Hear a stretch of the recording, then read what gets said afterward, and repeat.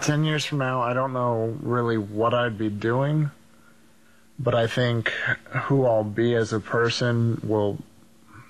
I don't think it's going to change much from who I am right now. Why did you push?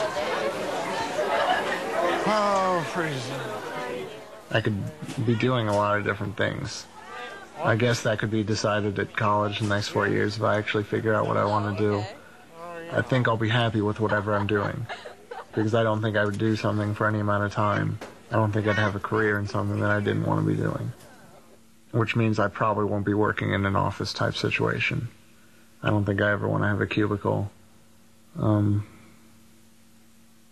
Maybe for a little bit, if I can't find anything else. 1, 2, 3. On your finger fairly firm. Just twist it like the bottom, yeah. And then I got interested in medicine because I'm just really into helping people, and I just think you get an awesome feeling. It's a really rewarding experience, I think, being able to save lives. Now you can actually touch it to the slide. It doesn't have to. So what are you looking for? you're looking for clumping. I've always liked working with people. I'm just not that, 9 to 5 kind of girl. I don't like working in confined spaces. I like to have I like to be very versatile with the things I do. I think I'm more hands-on, and I love helping people. I think it'd be an awesome way to kind of serve the community.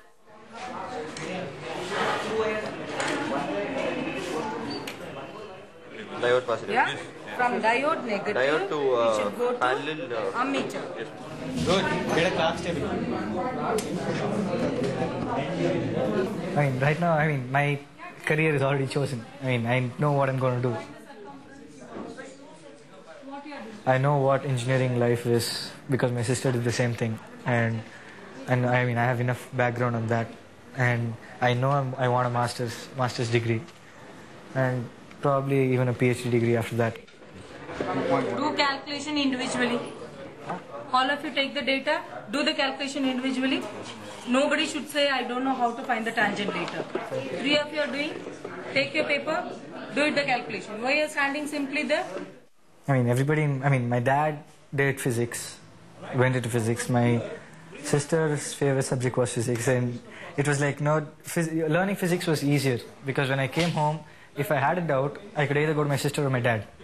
And at the end of the day, my doubt was cleared. Yeah, engineering is like the standard route taken by everybody right now. In India, at least, I guess. That's the job scenario as such. The engineering is the safest. I'd want to be happy, like professional satisfaction. I wouldn't want to do something and get up every morning and do the same old thing. It should be interesting and challenging every day, and should intellectually stimulate you and in everything. And maybe obviously I'd want to get rich.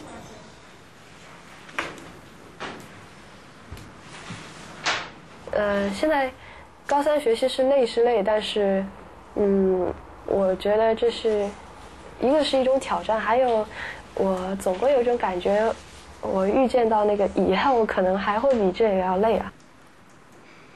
我具体上什么大学，我现在还是没有一个非常清楚的那个目标，但是我当然希望上一所一流的大学，然后在大学里我想学一些关于生物方面的专业。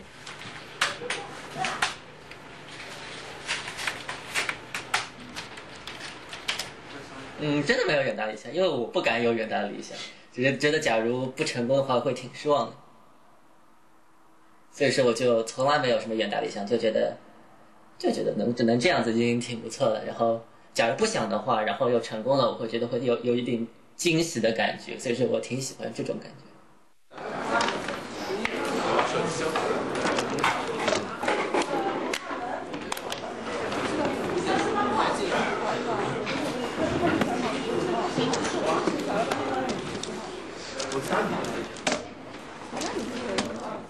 然后到了初中以后，好像作业一下子就增多了，就是增多到，那时候我想尽一切办法的，想尽一切时间用来做作业，然后但是有时候还是要做到，比如说爸妈都睡了，然后有时候我比如说坐在那边沙发上面，趴在那边写作业，然后写好以后稍微躺会儿。我觉得就是上课的时候非常非常集中时间，回家以后嘛，基本上就是看点新闻，假如学校里面有一点点作业的话就做掉，然后在电脑前面一半时间玩游戏，一半时间编点程序。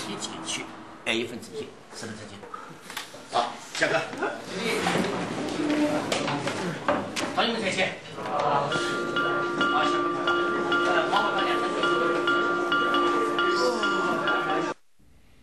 So how did you pick the students? Well, first we picked the schools. And so we started with Carmel High School, which is a suburb of Indianapolis, Indiana.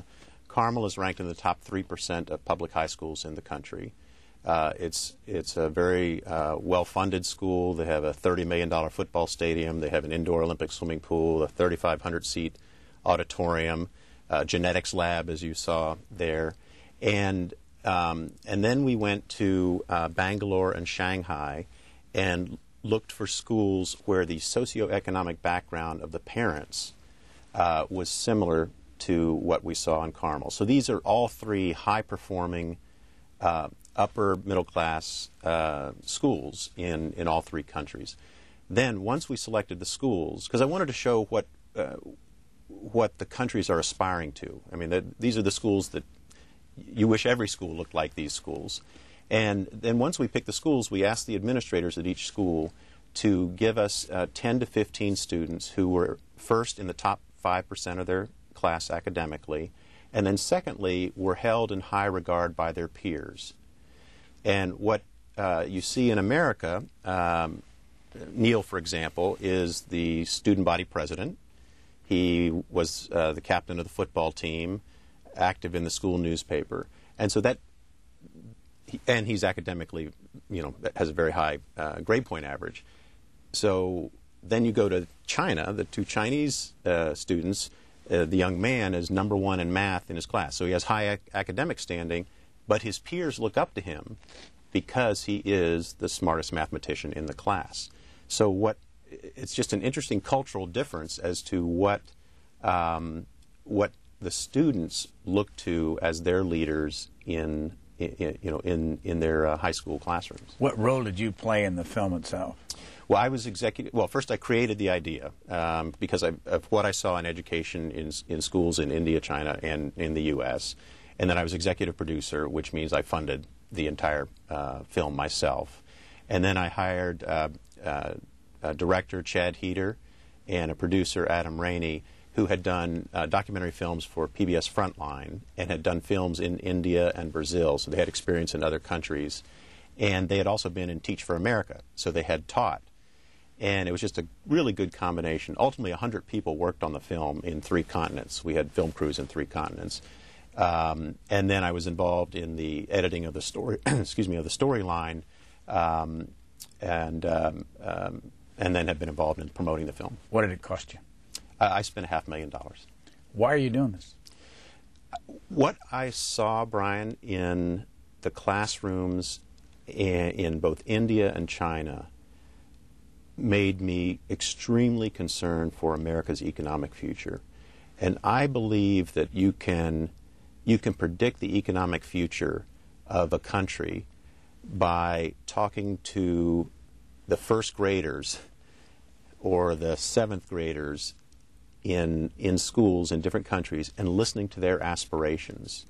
And what I heard in the 2 largest countries in the world, China 1.3 billion people, India 1.1 billion people, the 2 fastest growing economies, I heard their students from 5- and 6-year-olds all the way up through adults striving for strong education in math and science, striving for engineering and mathematics and scientific degrees. And then you also heard Rohit, the Indian boy, say, and of course I'll go on to get a master's and get a PhD. An interesting fact in the film is that of all the engineering degrees awarded by American universities, 60% of them are awarded to foreign nationals. Our students, our children don't aspire to masters and PhDs in hard science and in hard mathematics. And yet, in my experience as a venture capitalist, that's where new value is created. That's where new products are created. Define venture capital.